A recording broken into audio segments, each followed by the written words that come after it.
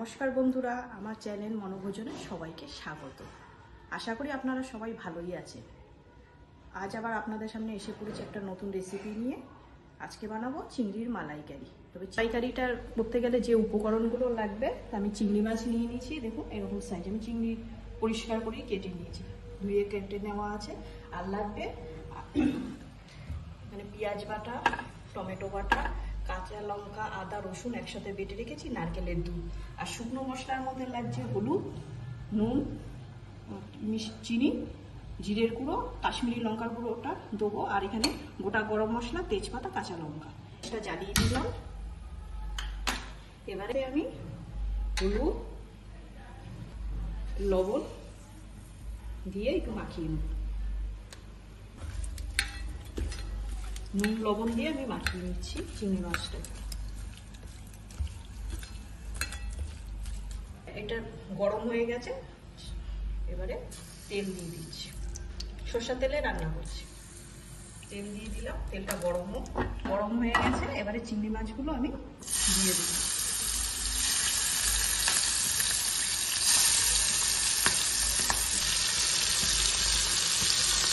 এগুলো এবারে আমি উল্টে পাল্টে দেবো। এইভাবে চিংড়ি মাছটা উল্টে দিচ্ছি। একটা ভাজা হয়ে এসছে, চিংড়ি মাছগুলো ভাজা হয়ে গেছে। এবার আমি আস্তে আস্তে করে তুলে নেবো। বাকিগুলো তুলে নেব। বেশি ভাজলাম না, ভাজলে বেশি শক্ত হয়ে যায় চিংড়ি।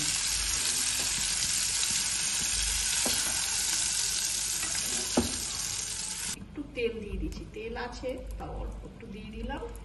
এবারে মশলা আর তেজপাতা বেটে রেখেছিলাম, এটা দিয়ে দেবো। ভাজা ভাজা পেঁয়াজ ভাজাটা ভাজা ভাজা হয়ে গেছে। তো টমেটো ভাজাটা দিয়ে দেবো, দিয়ে আবার ভালো করে ভাজা ভাজা করে দেবো। আদা রসুন, এখানে আদা রসুন কাঁচা লঙ্কা একসাথে বাটা আছে, এটা এবার এটার মধ্যে দিয়ে দেবো। এবার ততক্ষণ ধরে কষবো ততক্ষণ কাঁচা গন্ধটা না যায়, ততক্ষণ ধরে কষে নেবো ভালো করে। এবারে বন্ধুরা শুকনো মশলাগুলো দিয়ে দেবো। এবারে দেবো হলুদ দিয়ে দিলাম, 1 চামচের বেশি হলুদের গুঁড়ো, 1 চামচ। মশলাটা দিয়ে ভালো করে নাড়িয়ে দেবো। এর মধ্যে আর একটা জিনিস দেবো, কাশ্মীরি লঙ্কার গুঁড়ো 1.5 চামচ দিই। কি অর্ডার দিই, নুনটা দিয়ে দিচ্ছি। মশলাটা ভালো করে কষে গেছে, তেল ছাড়াও শুরু হয়ে গেছে। এবারে চিংড়ি মাছগুলো দিয়ে দেবো।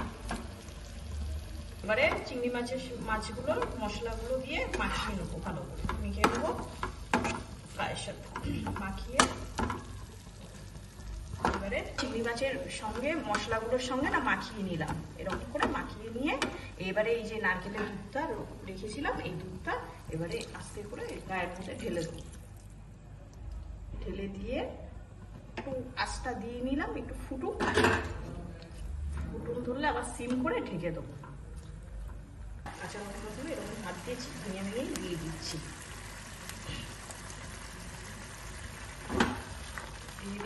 দিয়ে এবারে ঢাকা দিয়ে গ্যাসটা সিম করে ঢাকা দিয়ে দেবো। একটু আস্তে আস্তে মাছটা সিদ্ধ দেবো, তারপরে হলে আপনাদের দেখ। ঢাকনাটা তুলছি, হয়ে গেছে দেখুন। উপর দিয়ে দেখুন, এই দেখুন কি সুন্দর তেল ছেড়ে দিয়েছে, আমাদের হয়ে গেছে। এবারে দেবো ঘি আর গরম মশলা। ঘিটা দিলাম,